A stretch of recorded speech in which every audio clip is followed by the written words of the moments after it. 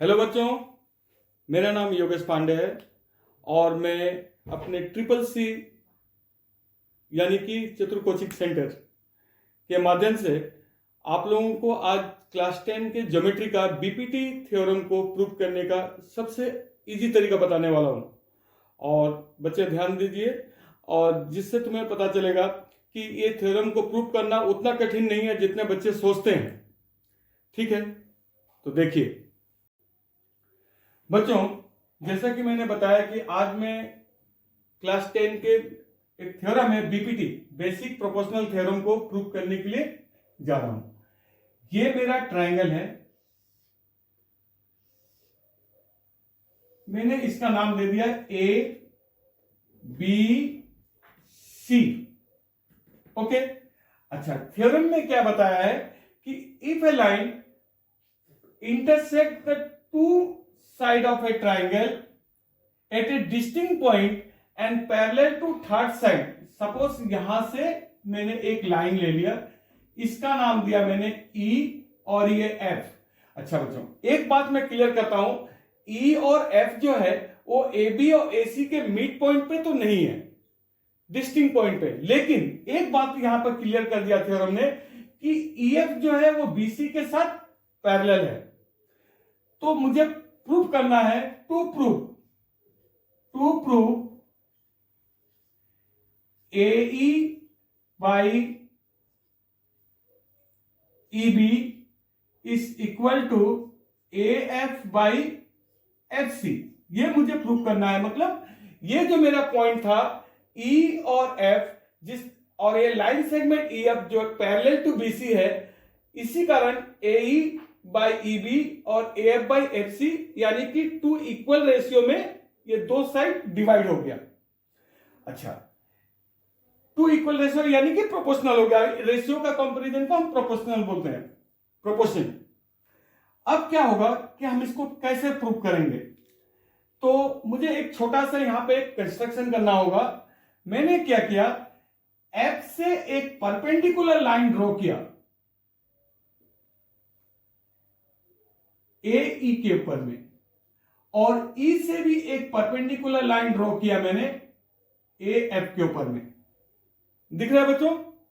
अच्छा, उसके बाद मैं क्या कर रहा हूं कि EC को भी ज्वाइन किया मैंने और BF को भी ज्वाइन कर दिया।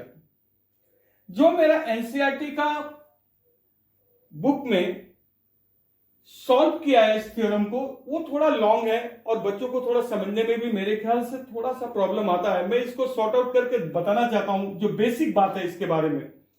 ऐसा कोई टफ नहीं है बच्चों, ध्यान दो। अब मुझे क्या करना है कि मैं यहां पर दो ट्राइंगल दिखाई दे रहा मुझे, दो पार्ट में, एक ट्राइंगल AEF और एक ट्राइंगल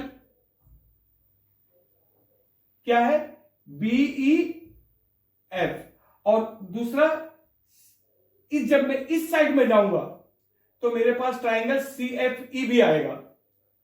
मैं अब कंपेयर करने के लिए जा रहा हूं एरिया ऑफ ट्राइंगल AEF।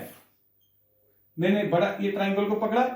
अच्छा, एक चीज देखो, एरिया ऑफ ट्राइंगल EF में मैंने जब परपेंडिकुलर ड्रॉ किया तो ये मेरा M और इसे मैंने N पकड़ लिया। तो एरिया ऑफ ट्राइंगल AEF और एरिया ऑफ ट्राइंगल अब आएगा BEF।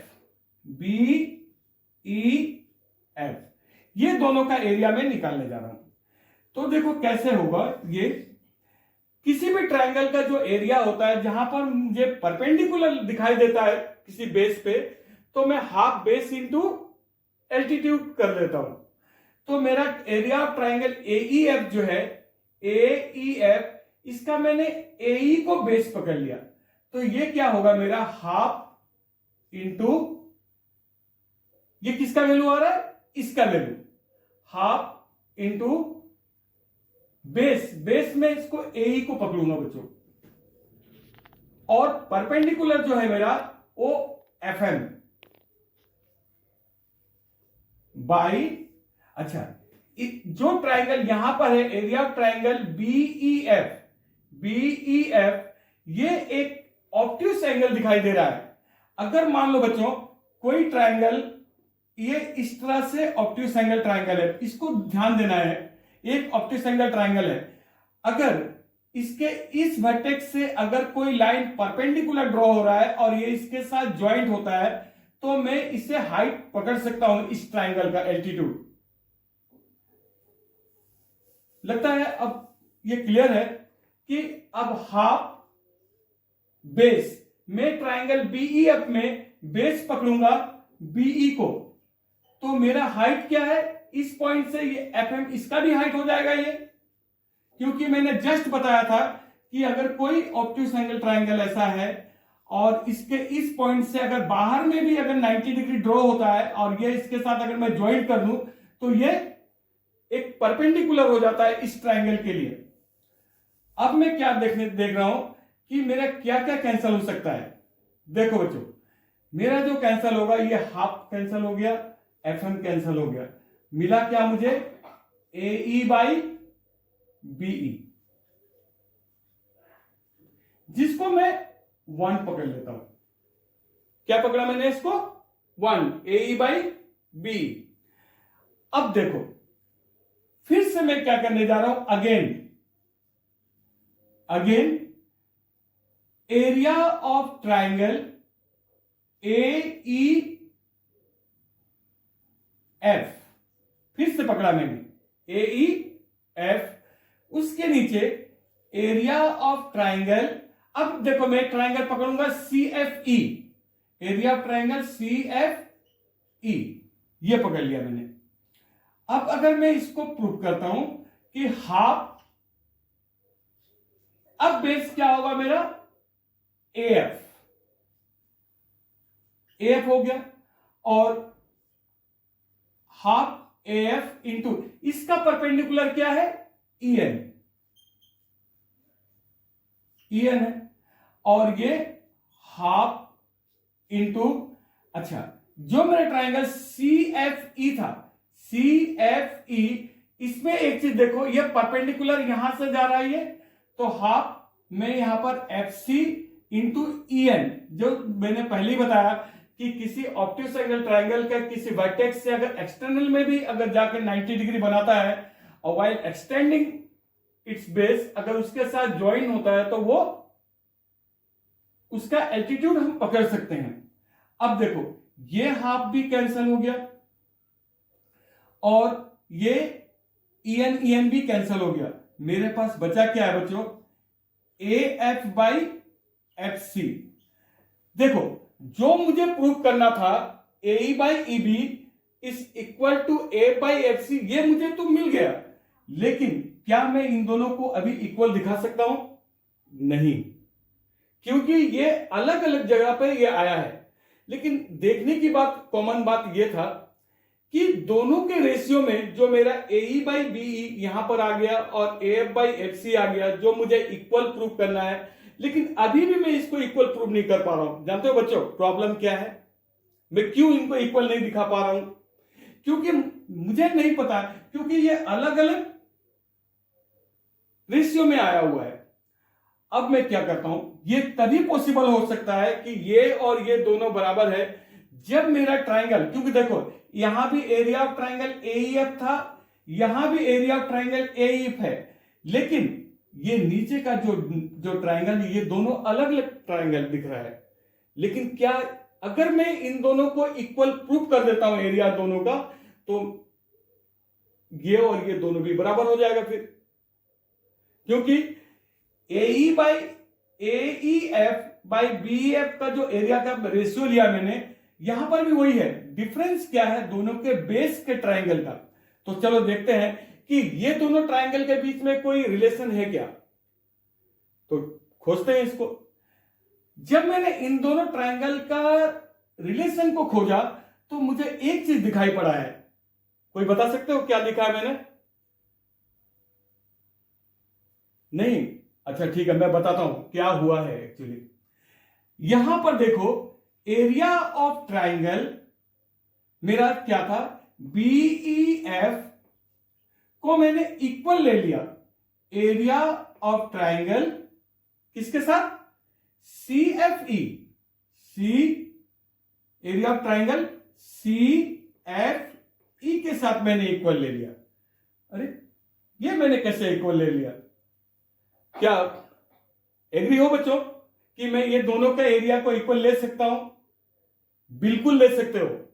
बात क्या है कि ये दोनों जो ट्राइंगल है, हमें एक बात मालूम है ना कि triangle between same parallel line and on same base equal in area होता है, उनका एरिया इक्वल होता है। क्योंकि ये जो दो मेरा ट्राइंगल है BEF एंड CFE, ये दोनों ट्राइंगल BC एंड EF के बीच में है, जो दो पैरेलल लाइन है। तो ये क्या होगा, एरिया ट्राइंगल बिटवीन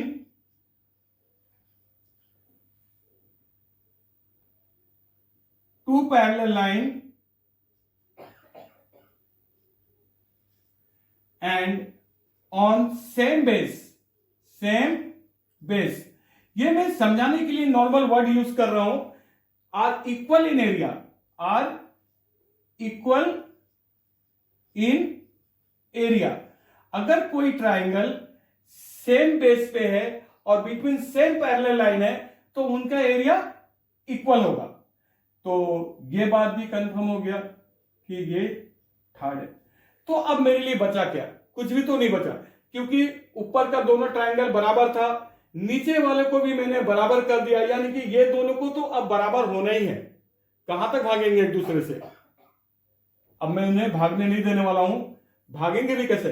अब मैं खींच के लेकर आता हूं फ्रॉम 1 2 एंड 3। चलो भैया आ जाओ अपने जगह पर। फ्रॉम 1 2 एंड 3 क्या हुआ,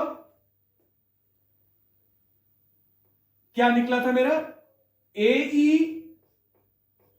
by BE is equal to AE by BE is equal to AF by FC। ठीक है, तो देखो बच्चों, यहां पर इस बेसिक प्रोपोर्शनल थ्योरम को प्रूव करने के लिए जो मेन बात था कि मैंने दो कंस्ट्रक्शन किया था, एक FM perpendicular to AE and EN perpendicular to AF। उसके बाद मैंने यहां पे ज्वाइन किया। आप लोगों ने देखा होगा कि ऑब्टयूस एंगल के बाहर के वर्टेक्स से एक लाइन परपेंडिकुलर हुआ स्ट्रेटनेस में, तो वो उसका भी हाइट हमने कंसीडर कर दिया। अब ये मेरा AE by BE is equal to AF by FC। दो स्टेप, ओनली दो स्टेप को मैंने यूज किया। यहां पर एक रेशियो एरिया का लिया, यहां पर एक रेशियो एरिया का लिया। फिर मैंने बताया बच्चों कि AEF एंड यहां पर भी AEF, ये तो दोनों बराबर था। मैंने CFE और BFE का भी, BEF का भी एरिया बराबर प्रूव कर दिया। मैंने बता दिया कि कोई भी ट्राइंगल अगर दो पैरेलल लाइन के अंदर है और एक लाइन जो है उसका बेस हो रहा है दोनों ट्राइंगल का, तो दोनों ट्राइंगल का जो एरिया निकलेगा वो भी इक्वल होगा। तो आशा करता हूं कि अब बीपीटी में तुम्हें कोई प्रॉब्लम नहीं होगा, और ये क्वेश्चन तो मैं बता सकता हूं कि बोर्ड में आने ही वाला है। क्योंकि अगर मान लो डायरेक्ट प्रूव करने के लिए नहीं आएगा तो इसके ऊपर कोई ना कोई न्यूमेरिकल वैल्यू डाल देंगे वो, और आंसर फाइंड आउट करने के लिए बोलेंगे। तो बच्चों घबराना नहीं है, मैं इसी तरह से और भी थ्योरम आप लोगों के लिए लाऊंगा और इजी तरीके से प्रूव करने के लिए लाऊंगा। और ये बिल्कुल समझने के लिए है कि यहां पर कुछ था ही नहीं, बस एक बेसिक कॉन्सेप्ट था जो बेसिक प्रोपोर्शनल थ्योरम को प्रूव कर देता है। बच्चों समझ में आ गया तो इसको जरूर से मेरे चैनल को सब्सक्राइब कर देना, और भी अगर तुम्हें कोई डाउट है तो कमेंट में जरूर लिखना। मैं इसको सॉल्व करने के लिए और आप लोगों को मदद करने के लिए हमेशा तैयार हूं। नमस्कार, धन्यवाद।